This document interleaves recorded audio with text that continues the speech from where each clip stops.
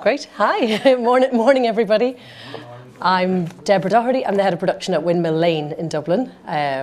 We're post-production and visual effects, and I'm going to kind of compare today and take care of a lot of the questions for everybody. So if there's any questions at any point, anybody who's here can ask, and I presume, Rebecca, if there's anybody online, you can ask questions during as well, and there'll be time at the end too. So the first panel for today, I want to welcome John Kennedy from Windmill Lane and Nicky Gogan from Piranha Bar. So John Kennedy is the head of VFX for Windmill and executive creative director, and Nicky is head of development for Piranha Bar and executive producer as well. So I might let the two of them introduce themselves, actually, or when we play the show reel first, have a look, and then take a look. So we'll tee up and have a look at some of the show reels of the two companies' work in the last few years. Amazing cross-section of work from both companies. Yeah. I might kind of start with getting both of you to explain a bit about your roles and kind of what you do for both. So we'll start with you, Nicky. Tell us about Piranha Bar and your role there. Yeah, I actually showed Gavin's director reel. It's the most up-to-date one, and it kind of has a good spectrum of what we do in Piranha Bar. But we do commercials, you might have noticed as well. We create our own IP, so some of the shots at the beginning are some of the shows we've created teasers for, so that means we're working with writers and directors and artists to put shows together and then go out into the world and pitch them and try and get interested parties to come on board. We also do VFX. We've worked very closely with Mullane on one big project, which I'm sure we'll be talking about in a while, which is doing VFX, which is like the kind of work that was on the Windmill Lane reel. And then also we do broadcast post-production, which we'll probably touch on a bit as well. So we've just wrapped on Gogglebox, which means the whole of the building is taken over, people watching TV. It's very meta, it's very surreal. And now we're just, it's really interesting dynamic, you know, it's a really cool show. And now we're just about to start doing the post-production on Dancing with the Stars. There's a lot going on in the building. Yeah, and then I'm there and I work, I'm executive producer across the slate and a VFX department and our animation as well, pipeline too. And I don't really get involved in the commercials, but we've just started a show, or just finished a show rather, which is a crossover of from our branded department with our animation as well. So for Juventus, it's a kid series that's on YouTube. So that's kind of, there's a lot going on. Fantastic cross-section. Across lots of different disciplines. Sounds amazing. It's not pigeonholed kind of to one particular area. So I thought Gavin's reel is good because it kind of touches a little bit of everything in there. Yeah. John, tell us about your role in Windmill. Well, that was a great intro, Nicky. I only hope I could be as good. I've been with Windmill a long time, and Windmill is a post-production and VFX company. The work that we just showed speaks to some of the work that we've been working on recently, TV shows like Bodkin, which we collaborated with Piranha Bar on. VFX, that was a big show filmed in 2022, and then we worked through the whole show through 2023 with a little bit of a slowdown during the strikes, but we kept going to deliver 1,100 shots across 7 episodes. So that's quite a big VFX project that went through in Windmill recently. We've also worked on shows like The Tourist, Doctor Who, A Discovery of Witches, Joe Pickett. There's a whole bunch of different shows coming primarily from streamers and studios through UK and US. Again, we've been working on some interesting stuff recently. I'm NDA'd on at the moment, but there's a very big show that we're happy to say we're working on that's named after a day in the middle of the week. And we're really looking forward to that coming out. We've been collaborating with Blumhouse recently on some stuff, which is, again, will be coming out next year. So a good cross-section of stuff. So I guess my role on the day-to-day side of things is part of the management team in Windmill Lane. And my responsibility is centred mostly around the creative side of the company, which is what we are, a creative company. And I get very involved in everything from building the teams across the board, from motion design and branded content through editorial, audio, colour, and of course visual effects. And I'm going to stop talking now because probably talking too much. I want to specifically touch on the Irish VFX industry. It's having its moment, or it really has in the last few years. You know, we're looking at kind of Oscar talent, like Richie Bainham has kind of, you know, put such a mark on Ireland and the growth of the industry. So Irish VFX has grown by over 300% in the last 5 years. Like, that's a phenomenal number to see just jump. Like, what do you both think, like, in your opinions, just kind of has caused such a growth to that scale in the last number of years? John, do you want to start? It's a mixed bag of things. You know, that's part economics, part what's been going on in the world. You know, and COVID's played a huge part in it, obviously, in changing how people work and the mindset of people. Where work, like I said, just prior to this, that, you know, a lot of the work that we work on is for international TV shows. So we're effectively importing creative business into Ireland for it to be done here. So COVID changed the mindset of that, in that people could comfortably carve off blocks of VFX work, for example, and send it to Sydney, Vancouver, London, Ireland, and then have the work sent back, and, you know, can be all collated wherever they're based, say Los Angeles, for example. The other thing that, of course, has been a huge contributing factor has been Ireland's tax credit system. There's a ecosystem of reasons, and then again, I think all the creative studios, and there's only a handful really, that have been working away in Ireland in the last few years, have started looking at a more international kind of profile rather than just what's happening domestically. And that has raised everybody's brand slowly and slowly and slowly.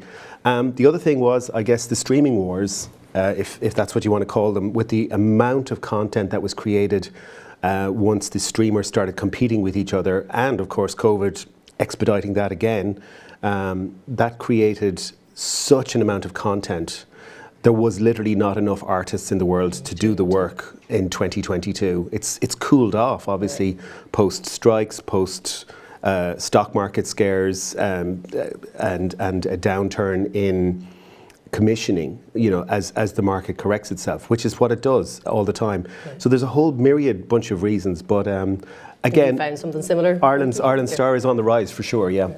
I mean, you've kind of covered most of it there, really. I think one thing as well is this, I suppose, as it's been a small territory and, you know, having a number of small studios, I guess, I think the willingness for the studios to work together, I think, and to create that scale as well was another part of it too. And I think Balcom was a real test case for that, you know, where we all worked together. Yeah, very good. Yeah, and there was a moment, I think, some years ago, we were all in LA together at an Enterprise Ireland brought us all over to do this networking kind of event and stuff, and there was in the IMAX, and, you know, you guys are talking on stage and stuff under the umbrella of VFX AI at the time. We've dropped that at VFX Ireland now because the AI has become a different thing. But there was kind of, I suppose, the starting point of a concept that Ireland it collectively could compete with some of the bigger VFX studios in Vancouver and London and stuff like that, right? That's true. I think also, Nicky, that's been interesting.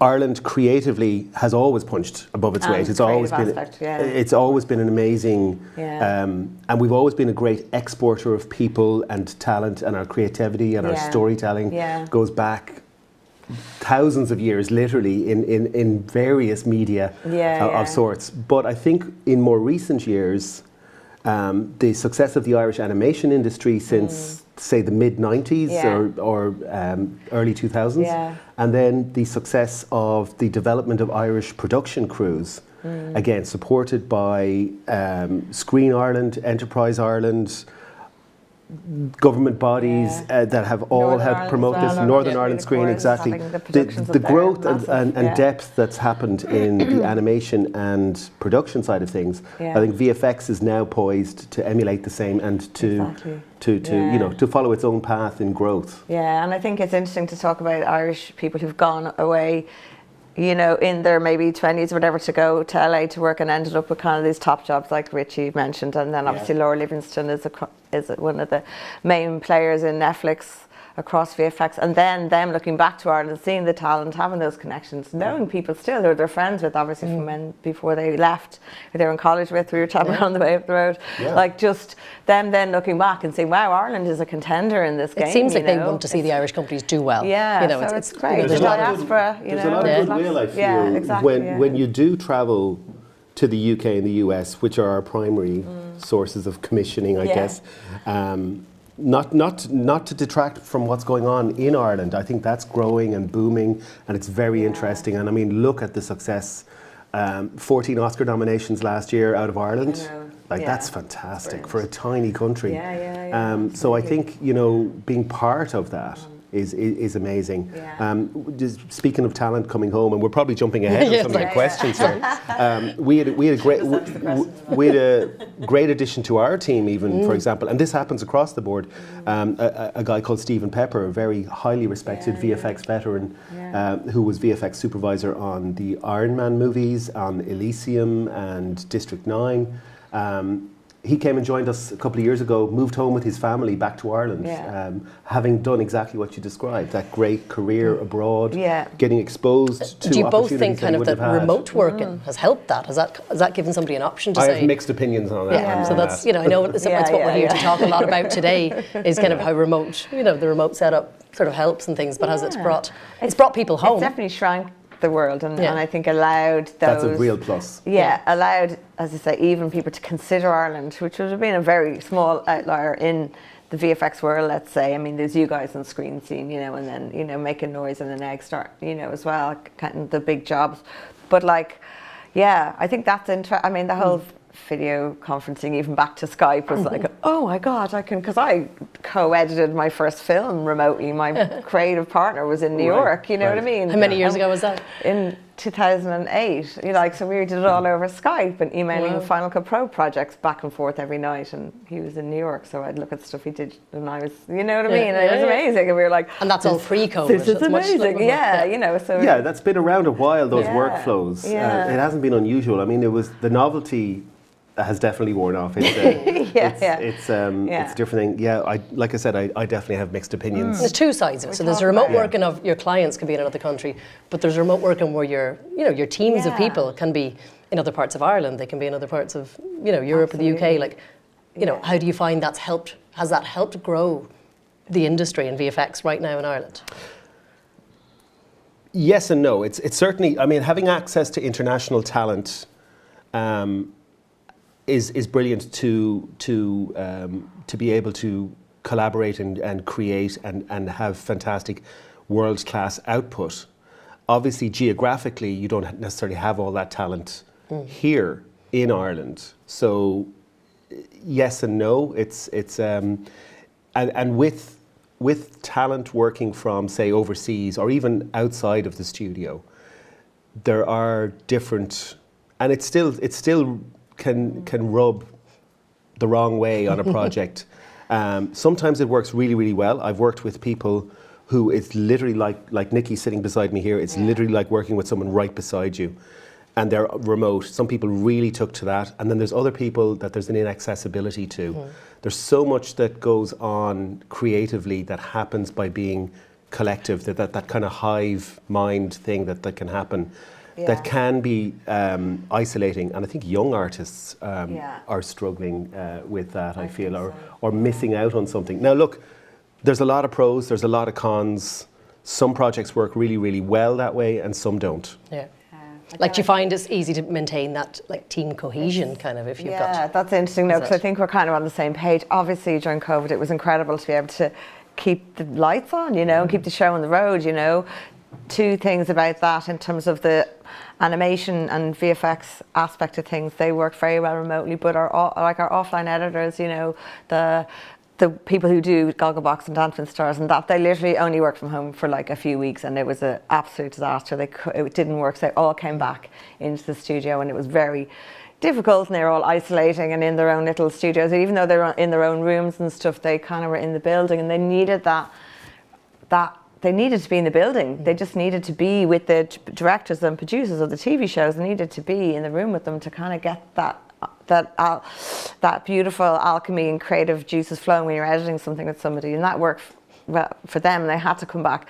In terms of since COVID and the remote working, yeah, I feel like the younger kind of players that didn't get that in-studio experience, you know, during COVID, I think they find it difficult, you know. It's tougher on the younger generation. Yeah, and even now, like, we're working with the director who's in America on a VFX on a show, you know, and she was here and it was amazing, you know, and I even noticed there's a slight disconnect even for having her in the room with us, talking through the shots, sitting around looking at the screen with the artists, you know, to doing it over Zoom, you know, it's just, it's interesting to have had it both ways on the project, and I've actually feel the contrast of I've done that to Nicky when we were working on Bodkin. I spent some time, obviously most of the time in Ireland, but I spent some of the time in Los Angeles, and I could feel the difference.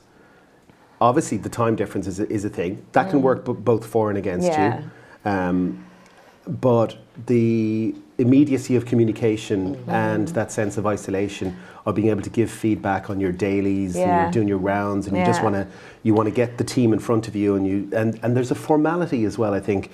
Okay, we're going to have a team review of this week's work or today's work at 10 a.m. Everybody zoom in, and anyone who's in the building come into the screening room and let's do it there. Those that zoom in, there's almost like a prepness that they're like, we're doing this, and then they log off, and then they're isolated for the rest of the day. I find sometimes that can be real problematic. Yeah, as and opposed you to kind of don't know. You know that conversation if they're you can struggling have. or not, you don't know. You know when you're working away on something and you go, can you have a look at this? Can you sense check something? Can we all get around a table and just work out a solution? Definitely, There's that lack of immediacy. Now, again, a lot of pros, a lot of cons. I know, I find myself holding back just on a real, because we're in the studio Tuesday, Wednesdays definitely, and then other days if you want, but whatever. But there's definitely remote days, which we're still only in officially 2 days a week, which isn't that much, you know, for most people. But I do find myself holding back in conversations like, oh, I won't go into that shot now until I'm there in the studio with the guys, because it's just not going to be the same. It'll take way more explaining, and it'll just be more effort for everybody involved. Unless when I'm sitting down, I could do it in like, you know, a minute as opposed to just point at the screen.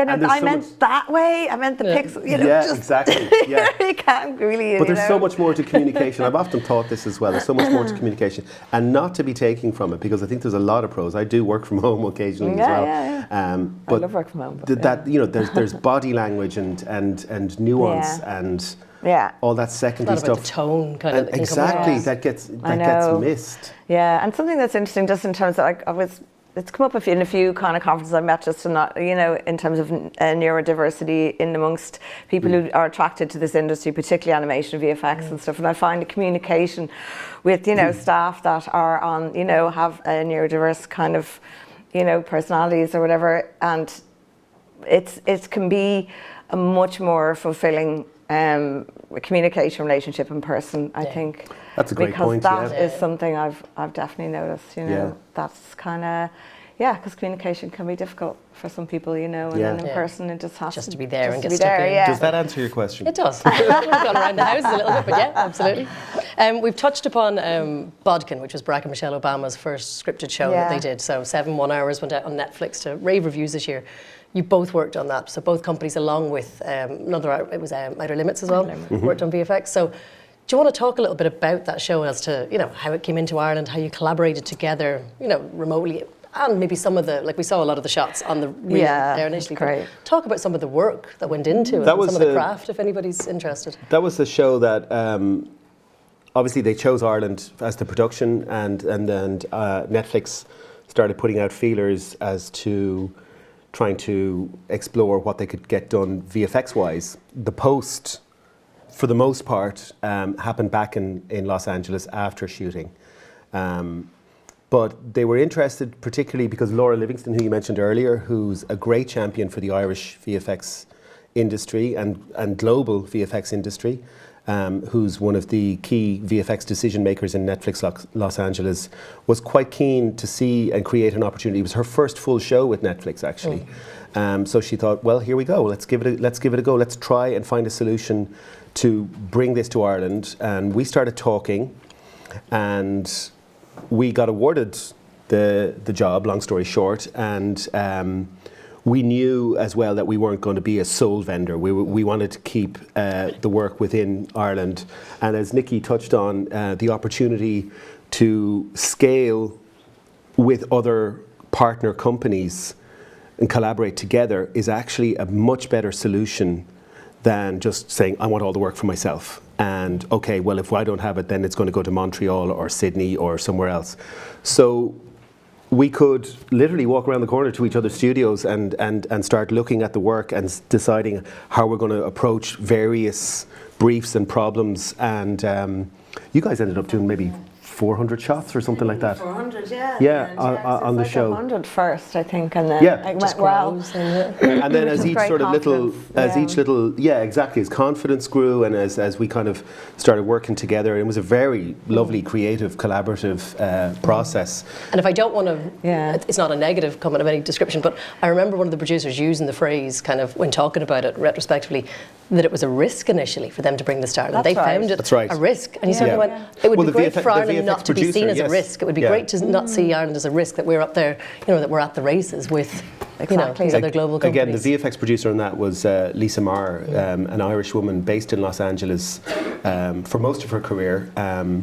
And this was her first opportunity to bring a job like this to Ireland. And she knew it was a risk because the safe bet would be go with the vendors we've always worked with. And again, back in 21, 22, Canada was full, which is like, you know, where a lot of VFX in the world happens. And the UK was full. So they were starting to look at other opportunities, and that was an opportunity for Ireland to start getting that foothold on the map. And you know, and then we started working with HBO, and we started working with BBC and Disney and others, and then you just build and grow from there. And I think the collaborative thing, though, to come back to it on Bodkin was really open. It was really good, yeah. And again, in a similar leap of faith, because we hadn't done anything in that scale. On most of the VFX we'd done were on commercials, right, which are whatever 90 seconds long, would be on the long end, you know. So for you to come in to us and go, let's do this together was amazing. One thing I always say is, to pull you up on the commercials thing there,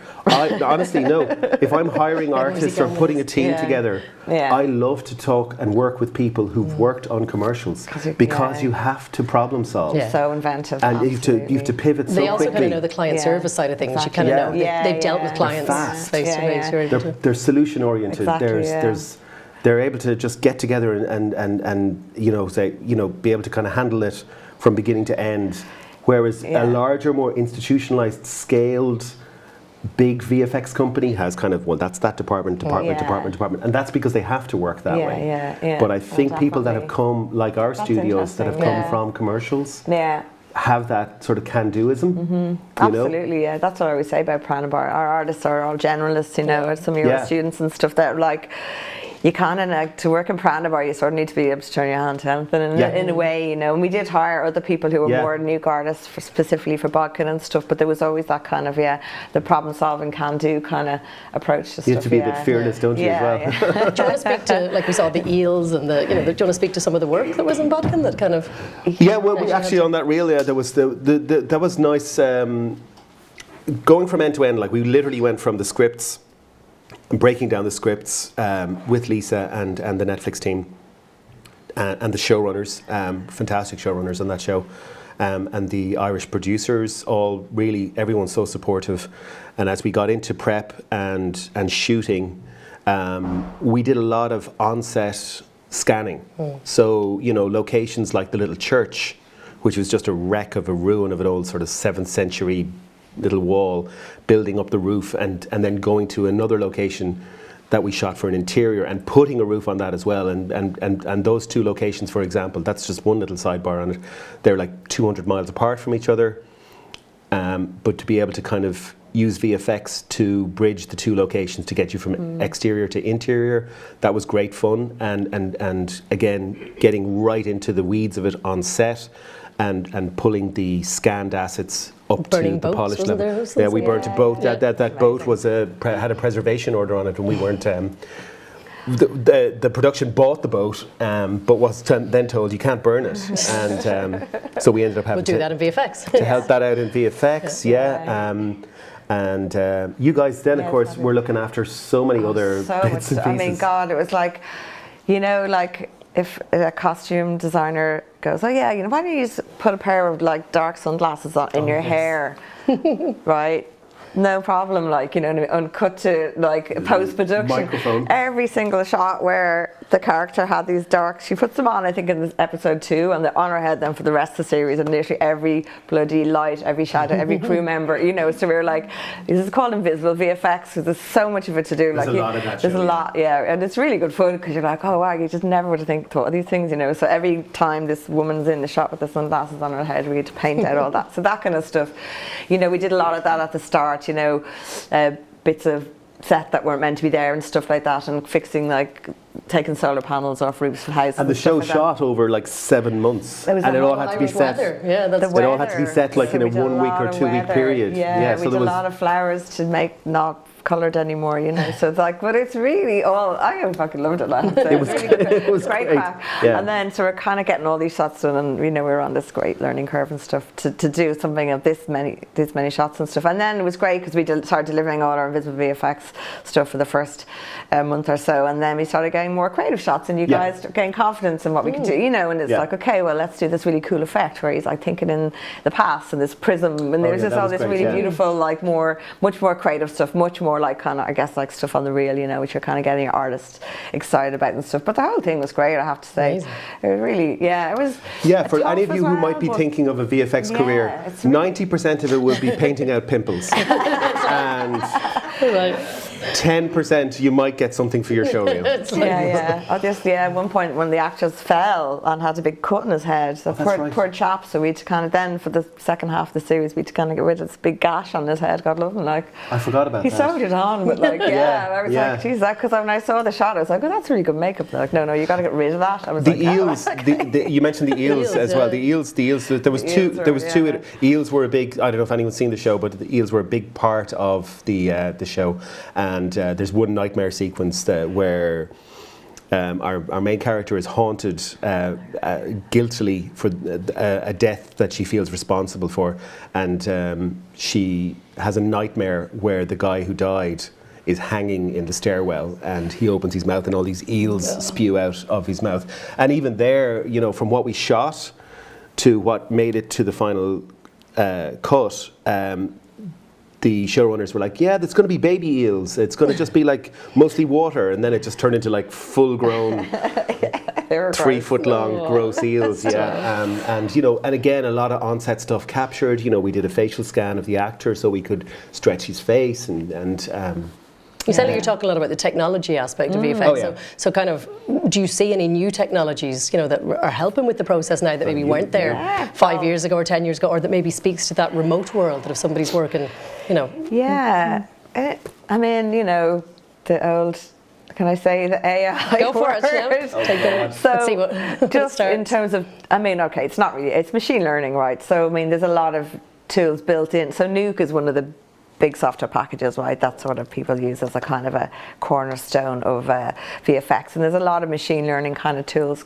being integrated into that now, you know, which are kind of shortening the boring bit, you know, because there's a lot of boring bit, there's a lot of rotoscoping and, you know, kind of motion tracking and stuff like match moving and stuff like that, all that cleanup stuff, so it was interesting. I was talking to one of our artists, we're doing a film at the moment, and you know, and I was like, oh, that shot's going to take ages. And he goes, oh no, it's grand. I got Runway to do a quick roto for me. And I was like, oh, okay, because I didn't know Runway could do that. Runway's one of the AI platforms. So there's definitely tools that the artists are cherry picking, and they're not afraid of it. It's not like, that's taking our jobs. It's just like, oh God, that's so boring. It's going to take me like a whole day to do that. Or, okay, I could ask Runway to do it and it's going to take whatever, half an hour, you know, of something that gives him then the rest of the day to do the fun part, right? Which is put the effect on the character that he was cutting out of the shot, you know. So it's like that. It's like, it's like, you know, theory, video kill the radio star moment. Yeah, there is a bit of that. It's like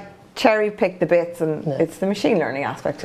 In theory, AI is a tool, and that really would be it. Like you say, it's more machine learning than AI. We're not the industry that's going to be destroyed by AI. No. There's many others that probably will, but it's enhancing. It's like Photoshop. Right? Exactly. I think so. I think it's there to help, and hopefully, you know, bring on the 4-day week. You know, I love that. Yeah, long weekends for everybody. Yeah. But one thing I'd say to that, sorry, just on that note, because at the beginning of my journey on this kind of more like technology aspect. I used to I was teaching Photoshop in multimedia, like this is 1986, 87, Where were you doing right? that? In Art House, in Film Base.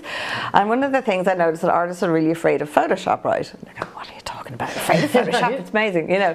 But like at the beginning, that was a real thing. And myself and my friend Caroline, who was a lawyer, used to go and round all the art centres and places and art schools giving a lecture about, you know, copyright, copyleft, Creative Commons, all those kind of other ways of kind of owning your work and stuff like that. And that was really off the back of a fear of Photoshop. Wow. So look where we've come, you know. Exactly. So actually AI is just like a really fancy Photoshop. Do you know what I mean? It kind of is, right? Yeah, I mean, there's some very real threats, and there was some very real concerns. In the visual world, sorry, in the sort of, in our industry. You know, there's some very real concerns for the overall film, TV and entertainment industry. Yeah. But then again, you know, I always go back to how privileged we are to be working in that industry anyway. Yeah, and how great that, you know, you get to be creative for a living, and that these tools are here to help us. Absolutely. Speaking to that, kind of if there's new entrants or kind of there's such, like VFX is such a, you know, a spectrum of roles. You know, there's, you know, how many different roles once you lift the bonnet kind of gone. Do you want to speak to kind of some of the new entrants maybe that are interested in getting into the industry about the spectrum of roles and maybe what could help or support? I would roles. I think virtual production is very much a hot topic. It's not going away. I think it's very much a space that anyone who's thinking of getting into the VFX or wider industry, because again, there's merging across VFX, film, TV, games. They're all kind of blending and merging, and even you know, the content we watch and how we watch it, that all changes. So there's, you know, I'm going off on a tangent there, but I think the one thing for anyone who's looking at getting into the industry today, I think there's, if you look around the space around Unreal, get stuck in there and enjoy yourself. That's a real area to go. There's going to be high demand for Unreal artists, Unreal experts, from the technical to the creative end of it, across all aspects of virtual production, from previs right through to, you know, camera work to full-blown volume work, and right through to finished production as well. As the render engines improve, you're going to get premium quality stuff coming out the other heavily. end. Because we're using Unreal. I think Unreal is the real area that is blowing up and has blown up. Houdini, I would absolutely say, you know, get stuck in there. It's quite a learning curve, but I think, again, it's becoming more and more the mainstay. Maya has been the dominant 3D CG package. Houdini seems to be moving more center. And it's fantastic. It's amazing. So I'm talking about the software, you know, as opposed to the roles. Yeah. But like the roles are. Yeah, but it's similar. Like just on that's Unreal. I mean, I've spent the last couple of years integrating Unreal Engine into our pipeline, and we also use it for our kids' animation. You know what I mean? And you know, and you can also animate in Unreal now as well. So it's kind of moving away from Maya again. Motion capture too. So definitely, I'm 100%. You know. There's very few projects, whether it's a commercial or a show, that at some point Unreal Engine isn't in the pipeline, and so whether it's even just a previs, or it's the final pixel render, or it's a performance capture, or a live animation event, all that's driven through Unreal Engine. So yes, learn that. It's hard as well. It's still designed as a game engine because that's its primary function, but someday I'm hoping they'll do a kind of they'll take the bits out that we need and put the other bits, hide them somewhere, you know. There's a lot of buttons, that's all I can say, but it's hard to use the interface. I think as well that, you know, it's changing a lot of so it used to be so compartmentalized. You had production and post-production, and you know, VFX even came almost after the post-production. VFX is now becoming much more part of production, from what you're doing on set to the decisions and the contribution you make to how something gets filmed, and how you approach it has just that knock-on, and the virtual production end of that is creating all these. That kind of ties into probably my last question. Roles, VFX supervisor on set. It's such an important role, and becoming more important, and not very many people here do that. So and I think there's probably scope for that in terms of roles. I'd love to see more on set. I'll tie kind of that topic up with kind of my last question, which is kind of, you know, you touched upon the support from the likes of Screen Ireland, Enterprise Ireland, the Irish tax break. VFX getting involved earlier, but what do you think can help grow the sector, in your opinions, right now? You know, if it's seen that massive growth over the last 5 years, what else do you think? You know, is it more of the same? Is it? I think is there anything else can be done just to help us all of continue? all of us sitting here today. Sorry to jump in. All of us sitting here today have heard direct feedback from people who are outside of Ireland looking to bring work to Ireland, that there's a concern about the numbers, the resource, the depth. So there's a real opportunity to grow an industry here. It will be interesting to see. Most of the studios that are working in VFX right now are born out of post-production companies. Yeah. And all of them, I think. Yeah. All of them, yeah. It will be interesting to see, with such a competitive and excellent globally competitive tax credit that Ireland offers, and there's great support across government bodies, Enterprise Ireland, Screen Ireland, all for helping this sector of the industry grow. I think it will be interesting. I think it comes from both ends, as in we need to grow a talent base so that and there is a growing demand, so that demand gets met. And then we need to continue to import the business so that there's a sustainable career for people, so that they can work here and not just work here and then, you know, after 6 months have to leave the country or anything like that. So I think that the whole balancing act needs to happen around that. I'd love to see, I don't know if it's the healthiest thing, because I've seen it happen in Montreal and Vancouver and recently in Sydney, where big studios, the big global players, the DNEGs and the frame stores of this world, go in because there's a tax credit and they build this monumental studio, and then after a while, once the tax credit maybe is stepped down, or suddenly, like Montreal is struggling right now, and that had like 5,000 artists working there, 78 studios or something like that going, and now it's really challenged to kind of keep an industry going there because they changed their tax credits. So I don't want to put an over-reliance on tax credits, but again, it's hugely important. Again, the things we've touched on, this great storytelling tradition, I think if we start growing the workforce, the demand is growing, so I think they'll start meeting nicely in the middle.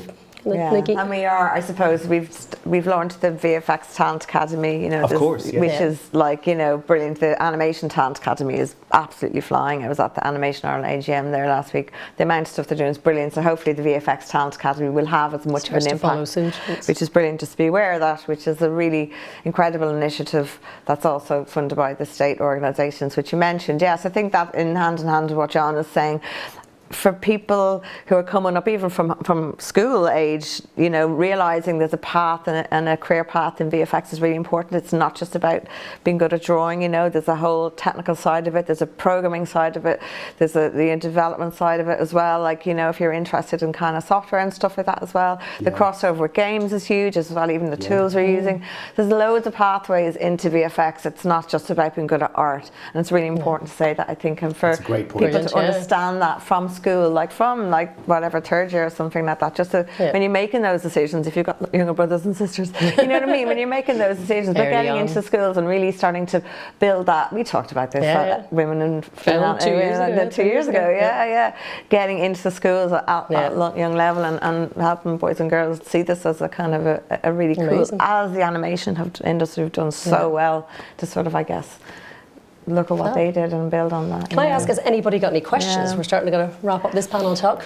Stephen. First one, Stephen. Thank you. Question, and it's tied into the AI end of things. Okay, because you're talking about rotoscoping, you know, which is generally the entry-level position to get into VFX. But the people, the school leavers and everyone want to get into it. And if AI does become good enough to actually do that, what is the entry point? And also for post-production, because they're obviously both in post. And we're now seeing that runners, because there's nobody in the office, are less required. Right? That's true. What is the route for people to actually? Are they just going to start at a higher level? I'd like to think that is the case. And what's the route into them? Good question, Stephen. Thank you. Nicky, do you want to take it to start? I mean, that is interesting, of course. And you know, entering in, if you're kind of learning, as I said, the tools we're talking about. You know, I mean, there'll be entry level on all of those kind of, you know, like Houdini or, you know, Unreal. I mean, they take a while to get up to speed, you know, but even like in the studios, what we do is we do a 5 to 6 month kind of traineeship in the studio, you know, so that to kind of bring you up to sort of production level or whatever. Like in terms of the rotoscoping, I mean, there's two things on that. One of them, a lot of the roads spoken in Ireland is shipped out, is not done here. You know, it's actually cheaper to send the shots to Asia and stuff to get done too. So there'll be whole AI level of kind of understanding how to use those tools as well. So that's another kind of aspect to it too. You know, that, you know, young people coming up presumably are a little bit more afraid with how to prompt and do all those things as well. So there's also roles in there with that. That's true. That's a good point, evolution as well. You know, yeah. The optimist in me, in response, Stephen, the optimist in me says that it just raises the bar for where your entry level is, and that hopefully the outcome is that you can concentrate more on the creative rather than the slog. Yeah. I tend to agree with you. It's kind of interesting because AI is going to take away the more mundane, repetitive roles. Yes. Right. Okay. And it is progress, and you can't avoid it. Right? It's making sure that people are at the level that you need. Yeah. To do it. No, absolutely. In order for them to be useful to you when they come out of college or wherever they come. But exciting. Any other questions at all? Hi, sorry, I was late. So I was just looking at the other programs that they're looking at introducing into schools, like the theatre, film studies, and all of that stuff that they're looking to get in. And obviously this would encompass that. My worry is, there's nobody to teach that. like who are we relying on to teach those skills in schools? Are we relying on teachers, or are we relying on experts in the field? And I feel like I've just come out of doing 3 courses with Odyssey, and we've got to like a 6-week level of making props and doing all that stuff. But then there's millions of us just going, now what? I personally feel it has to be a mix of the two. Industry has to work with education. Like I was at a programme that Enterprise Ireland ran a few weeks ago, that it was kind of introducing the Irish universities to the industry, that they have to talk to each other. Absolutely. Academics can't expect, you know, this is how it's supposed to be done without talking to industry to see what they expect. So these things are happening. Do you think that there's the teaching degree is going to be a blockade to having industry experts come in and teach that stuff in schools? Yeah. What do you guys think of that? That's a great question. About it. I honestly haven't really thought about that space all that when much. we're in industry and you've worked in the same company so long, it's hard to kind of... I mean, as a knee-jerk answer, I would certainly hope that, you know, that there would be sufficient education training, as in for the educators, not just to be, you know, rely on, you know, a workshop with an industry professional. That the teachers will have the training, but like any teacher should be trained in the field that they're teaching. I think you've made a really good point. I think like Nicky's worked very closely with CMAI, and you know, there's traineeships, there's internships, there's things that all the post and VFX companies are working. But mostly, you're right, that's mostly after school. And industry definitely goes into the universities, and industry then after university there's lots of opportunities. But I did hear people discussing this on the radio a couple of weeks ago. Well, just a question, teachers are like, are we now supposed to learn all this? We're not paid enough. And no, it was kind of like all that, obviously really valid arguments. Chris, can I take a comment from as well? No, just the reason why I actually visited some colleges in North America, and I think the Irish could learn a little bit off them. Basically, teachers in Ireland, some of the teachers in Ballyfermot that I went to like 20 odd years ago are still the same teachers. And they haven't moved on, and they haven't got the experience of the industry. And for the best will in the world, they're all brilliant people, and I love them to bits, and they mean well. But in Canada and North America, the way they've done it is brilliant. They basically got those people to be the head of the colleges, but they bring in industry people and they become mentors. And I think like they produce the year. Like you're looking at like a producer producing a year of talent. And it's a slight head shift in a way, but like every student, groups of 5, I think it is, or 4, are given one mentor, and that mentor mentors them at certain points during the year while the teacher produces the year. And I think what it does is then it also gives people like an in, because most jobs like they're gone before they hit the they hit the internet these days, but I think like actually looking at it as a production, like producing a year instead of, because that gives you a goal at the end rather than just like saying see you later at the end, I think then you've got like contacts, so every year you go through, you get a new mentor. So that's like, okay, well I've got like 3 contacts by the end of this, by the time I leave college or whatever. Like, so it's just a different shift. On Definitely, it takes the pressure off the teachers as well. Yeah, there's a conversation. They don't need to skill up all the time. There's a conversation happening between Innnovation Ireland and the universities, which is part of that. I was on the subcommittee for a while. It's the Industries and Education Subcommittee of Innnovation Ireland, and it's a conversation going, and it's something that, again, we can maybe take from.